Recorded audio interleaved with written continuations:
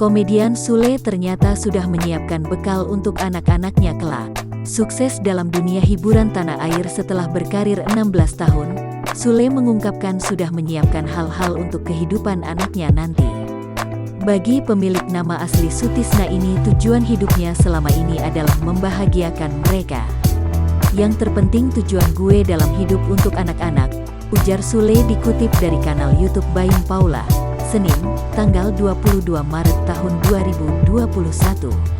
Karena itu, ia telah menyiapkan warisan untuk anak-anaknya.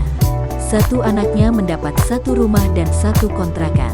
Rumah sudah satu-satu, Iki, Rizky Febian, Putri, Delina, Rizwan, Ferdi. Kontrakannya sudah satu-satu, kata Sule. Tak hanya untuk 4 anaknya dari istrinya sebelumnya, almarhum Lina Jubaedah, Sule juga menyiapkan warisan kelak nantinya untuk anaknya dengan istrinya kini, Natalie Holzer.